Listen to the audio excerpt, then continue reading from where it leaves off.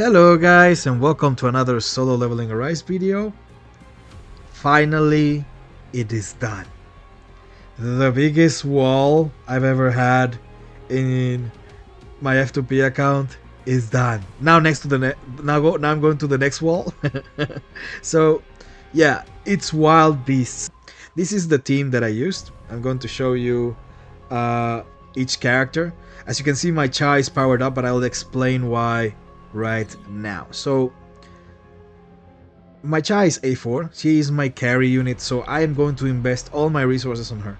That's what you should do when you have an A3 character that is good in many places. So for example, if you have an A3 Alicia, invest all of it, all the resources you have on her, because she's going to be your carry. So that is my case with Cha. She's A4, unfortunately.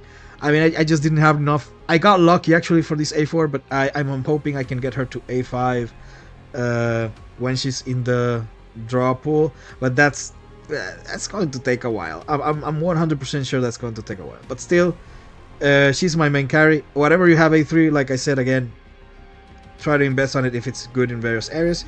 As you can see, her upgrade is almost max. My other units barely have upgrades. As for skills, she has the basic skill level 7, ultimate level 8, and core level 6. Oh, sorry, I am not done yet. So as for artifacts, this is an important part. These are not her artifacts, yeah? These are part Samjin Woo's, because I wanted to clear the stage. I wanted to try and see if I was able to clear it with expert set. Expert set difference with against champion on long matches, it's very significant. I was able to tell the difference. If I am going, I think that's what I'm going to do moving forward. I'm going to use her with expert set unless I start getting a lot of small matches again, yeah? Because right now what I'm doing is getting 2-minute matches, 2-minute 30 matches, and their expert set shines more than the champion on the field set.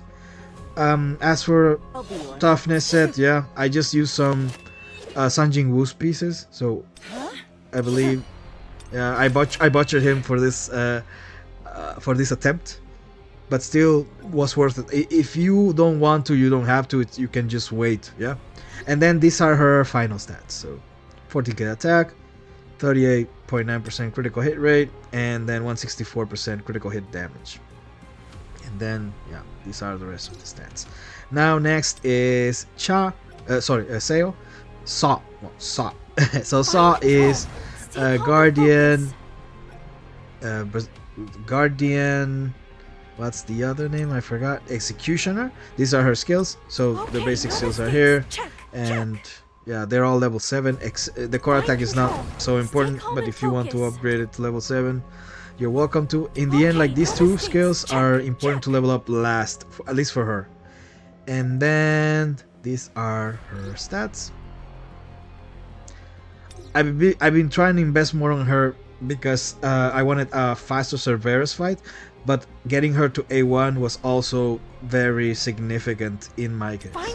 So the A1 increases the damage of heavy attack Dragon Water Wash and the heavy attack Lightning Kick by 150%. So those two heavy attacks increase the overall damage she does by a lot. So having her A1 is at least important in my opinion.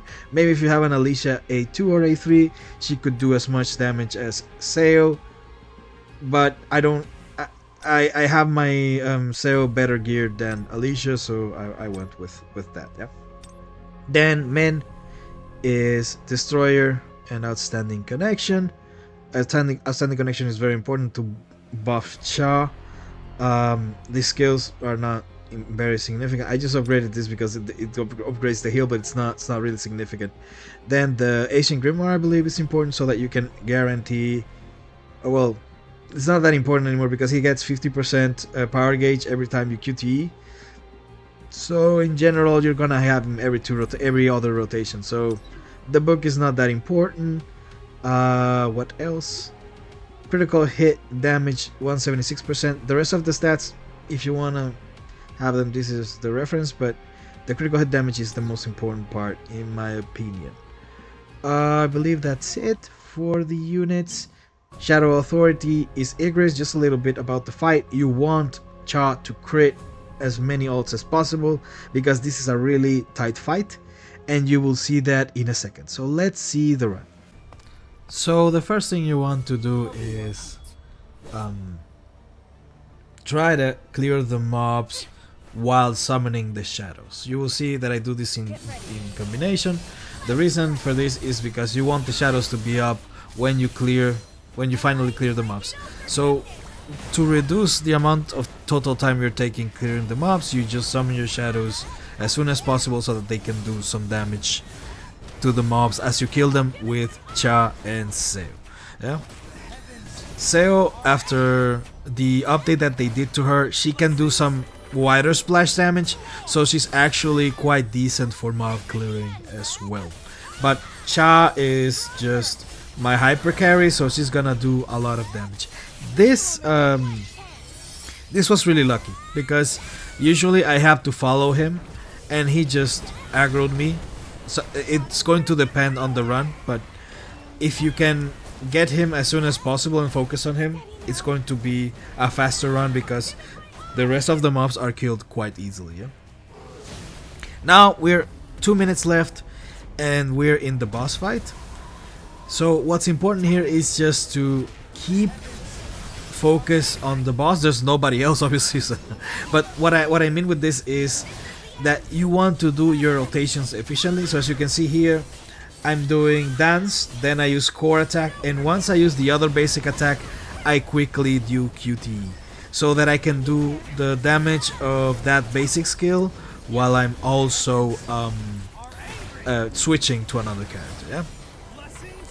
I cast Heavenly Blessing as soon as possible, so every other rotation you'll be doing that, and Cha's rotation are pretty much the same. It's also important to evade his attacks because he does quite a bit of damage. This one critted perfect, and now we're at the point where he's going to do that annoying run where you have to wait for it, but I just wait until the last second doing DPS so I can switch and he can do his run thingy. And I wait a little bit because of the punishment. I sometimes miss the punishment, and it's important to not to miss it because the damage increase lost there, well, the damage increase that you are losing is going to be significant for the fight since it's quite tight. Yeah. Now he's at under 40% mark. He's going to summon the crystals. What you want to do is just keep targeting him. Forget about the crystals. Don't focus on them. Just try to. Yeah. You will get some freezing stacks and you might get frozen. It's not a problem. As long as you get the ults off before that, it's fine.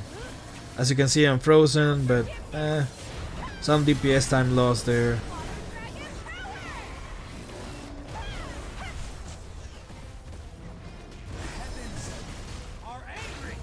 Yeah, and now he, well, luckily he was on Min side, otherwise I would have to follow him. And then I just continue my rotations. As you can see now, my characters are running out of MP. But it's okay because the run is done. But if you are in that case, just try to shorten the rotations. And as soon as they run out of MP, switch them out. So that's about it, guys. Hope this video was helpful. If you like these kinds of videos, please like and subscribe. And I'll see you guys in the next one. Bye bye.